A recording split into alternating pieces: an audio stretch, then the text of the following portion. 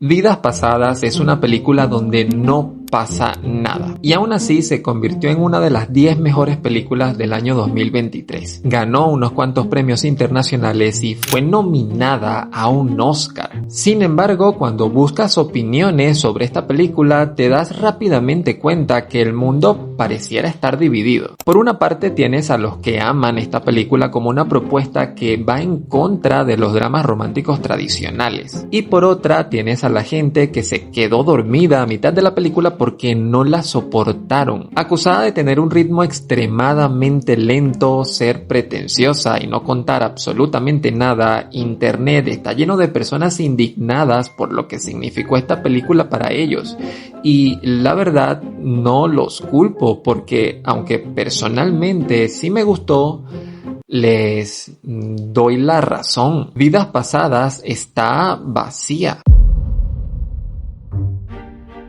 En el cine romántico, la premisa del reencuentro es un terreno bastante fértil. Presentar una historia donde dos amantes que se separan y años más tarde sus caminos vuelven a cruzarse es una propuesta bastante prometedora. Una propuesta que se hace aún más potente si planteas la inevitable pregunta del ¿qué habría pasado si? ¿Qué habría pasado si daba ese primer paso, si no me frenaba el miedo o si lo intentábamos? Pues Vidas Pasadas plantea todo esto tal y como lo harían otras películas del mismo género, o al menos es lo que se entiende por su sinopsis, su tráiler y todo el ruido alrededor de ella. Pero luego, cuando por fin puedes verla, te das cuenta de una verdad algo incómoda.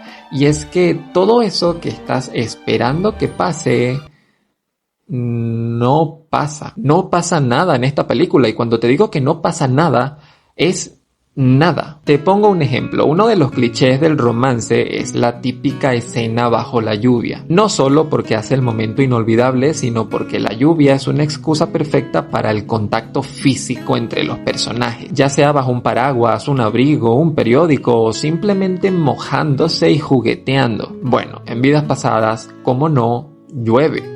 Y llueve mucho. Es más, hasta se llegan a burlar explícitamente de eso, como anticipándote de lo que va a ocurrir. Te dicen que va a llover para que te vayas haciendo la idea de las escenas que se vienen. Y entonces llega el día que tanto estamos esperando, el día por el que pagaste tu entrada al cine o tu suscripción a Netflix. Llega el día en el que los protagonistas por fin se reencuentran. Y justo ese día no llueve.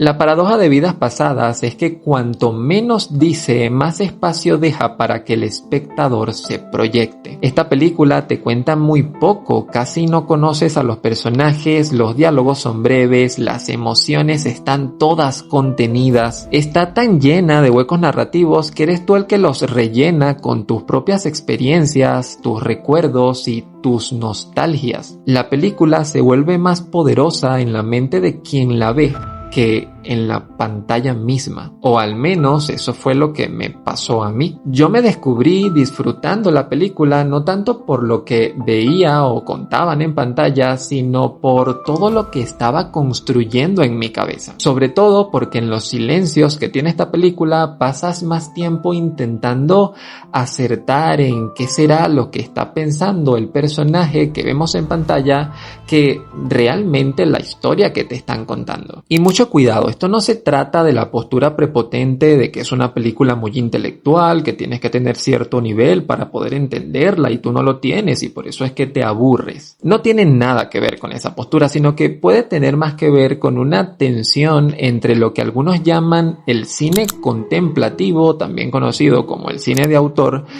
versus el cine emocional o lo que hoy se conoce como el cine comercial.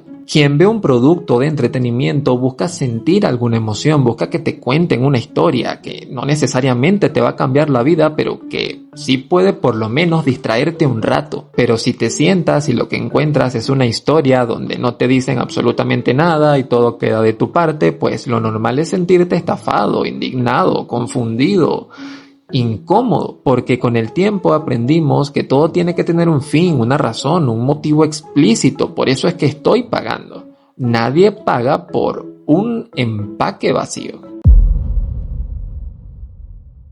Por lo que sabemos hoy es imposible que algo surja del vacío y por eso esta película tampoco escapa de esta realidad. Vidas pasadas responde a una época muy concreta de nuestra sociedad en donde el amor, la identidad o el destino no se entienden igual que en otras épocas. Y es que esto mismo pasa con las obras de arte en sí. El arte contemporáneo parece consistir en entregarte algo, una experiencia que no está completa, que no está encerrada en sí misma, sino que su significado siempre está fuera de ella. Te pongo un ejemplo. Imagina que tomo una lechuga y la coloco encima de un ladrillo.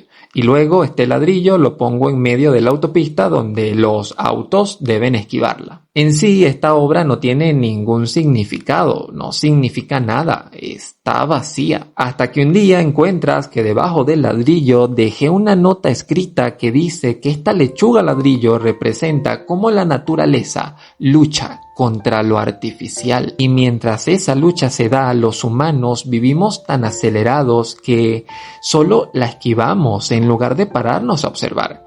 Por eso, en plena autopista, nadie se detiene a ver, solo la esquiva.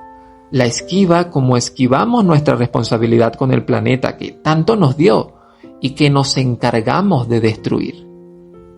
A ver, espero que no te estés creyendo esto, me lo acabo de inventar, pero parece ser que así funcionan las cosas hoy en día. Lo contemporáneo parece que trabaja así, te presenta algo vacío para que luego tú te proyectes y rellenes esos vacíos. Y por eso la interpretación depende mucho de ti, dice mucho de ti. Quienes quedaron decepcionados con Vidas pasadas concuerdan en que esperaban algo más que planos bonitos y clichés románticos. Querían que les contaran una historia, conectar con la trama, que pasaran las cosas que tenían que pasar. Y lo que obtuvieron es una película donde la autora proyecta un poco de su vida personal, pero deja gran parte a la imaginación, mientras que quienes han disfrutado de la película coinciden en que han disfrutado de una obra que les dejó muchas preguntas sobre sí mismos. La película opera más como una hoja en blanco que rellenas con tus propios deseos, lo que nos revela una situación interesante, y es que la obra no existe sin el espectador. Vidas pasadas no funciona de manera autosuficiente, sino como un espejo que solo te puede reflejar si te pones frente a él. Lo gracioso de todo esto es que hemos llegado hasta este punto